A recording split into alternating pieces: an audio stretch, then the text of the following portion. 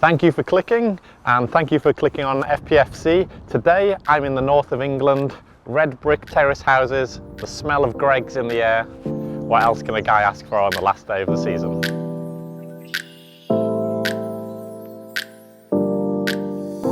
you wanna follow? Baby, do you wanna follow? Come with me, do you wanna follow? Baby, can't you see that I wanna go and I wanna know? Do you wanna follow? Today's game, I'm at Gig Lane in Bury to watch Bury versus Port Vale in League 2. Okay, and as always, looking at my OneFootball app, Bury have had a good season. They're currently second in the league. They'll be hoping to finish second with the last game of the season today and getting 3 points. They've already secured promotion into League 1, so it's been a great season for them. And they're currently playing Port Vale today, who haven't had a great season in the lower half of the league. Nice to see some kids playing just down the road from the stadium on a Saturday morning. I caught up with Paul Chandler from the club, who works in the Community Trust project as a development officer, talking about match day activities, inclusion, walking football, and a few of the things that he's dealt with in his own life. I've been a part of the walking football set up to get people back into playing sport. So it ranges from over 50s, over 60s, over 70s, and it's also recently been opened up to people with other conditions, including mental health groups. A lot of people attending on a weekly basis, and it's just forever growing. It doesn't matter what your ability is either. You know, you just turn up and you can be included. What type of things do the Bury have on a match day? So each match day we have 3 groups come in. One of them is usually one of the grassroots teams from the Bury FD Boys and Girls Club. We will then also have a group from one of the primary schools that we work in. We work with quite a few schools in the area delivering the Premier League Primary Stars programme and also the girls football programme as well. And then the third group is usually opened up to either other grassroots clubs within the area or other groups such as, for example, in a few weeks, the local Beavers are going to be coming down. The children will come in, we set up games consoles for them. They'll get to play things like table football, ping pong, all sorts of different activities to cater for everyone, really. So from a very early age, I've always loved football. I've always wanted to play football. However, I was born with a condition called scoliosis, which is curvature of the spine. So when it came to us going out and trying to find football teams to join, I always struggled to be involved. It made me feel quite down. My confidence was very, very low. Started getting quite depressed because the one thing that I really loved doing was sort of taking it out of my hands. I couldn't go and play football anywhere, I couldn't find a team to join. I was actually at a physio session when I was talking to the physiotherapist about everything, and he suggested coming and joining the Bury FC Ability Counts programme. At first, when he said it was a disability programme, I've never really seen my disability as being a disability. You know, in my mind, it doesn't stop me from doing anything, but that's not the sort of impression that other people got. I turned up and literally from day one of training, I was welcomed straight away. Made lots of new friends, all with similar kind of backgrounds where they was always told that, you know, that the things they couldn't do rather than the things they could. And just through starting to play, it opened up a lot more opportunities for me. I played over 100 games for the team. Captained the team for about 4 years. Awesome. As well, which is great. You know, it's just opened up so many different avenues for me, and helping people that were in my sort of position as well. It's just great. I caught up with Shan, who's the community manager at the club, and her job is about bridging that connection of the community and the club. I'm the community manager at Bury FC. So basically I'm in charge of making sure all the community side of things is running, and we're doing as much as we can out in the community.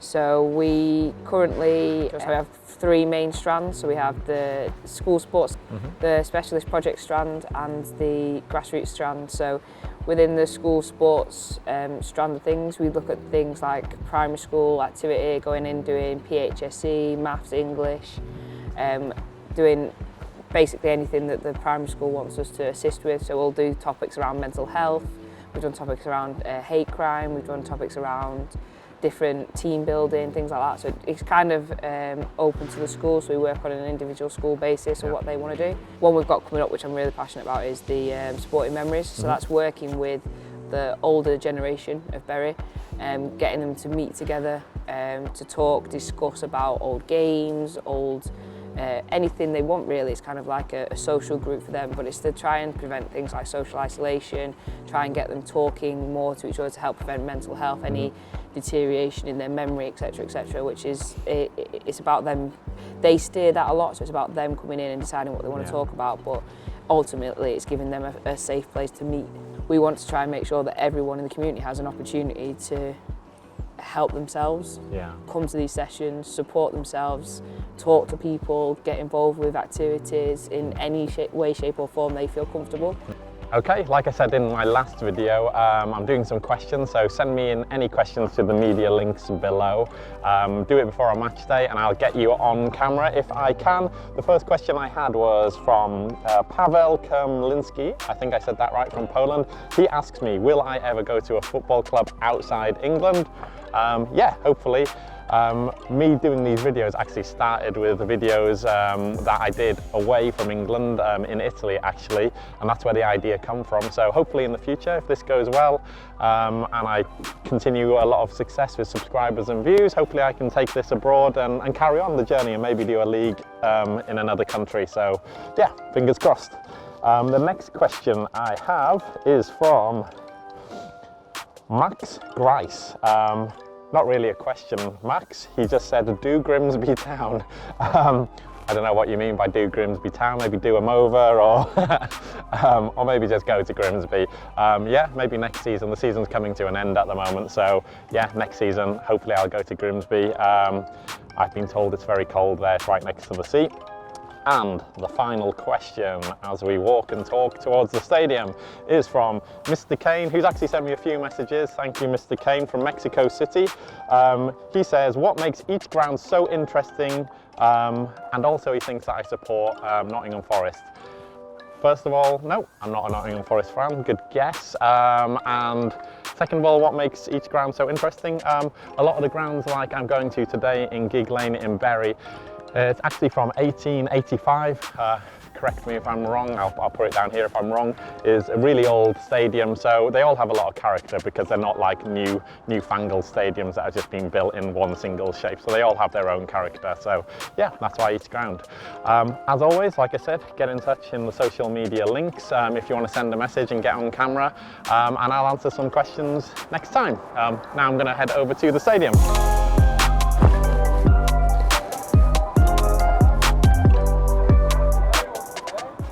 What are you up to today at the club? What are you doing? My name's Carl. I sell the Golden Gamble tickets here at Gig Lane every week, like. Yeah. You know, so what do you get for that? So how much do they cost? Tickets are £1 and you can win up to £1,000. There's about 6 or 7 sellers all around in the club, in the stands. Yeah.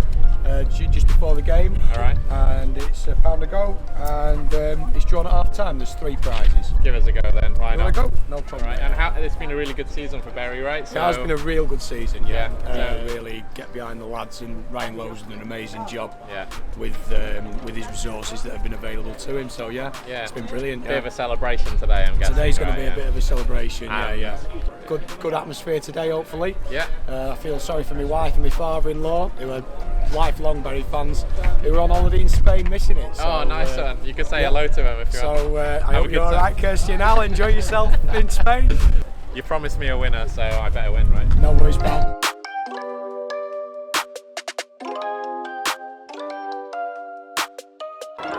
As always, we're here supporting CALM, the campaign against living miserably. If you want to chat, or you've got someone, you know someone who does want to chat and is having a hard time, follow all the links below and in the description.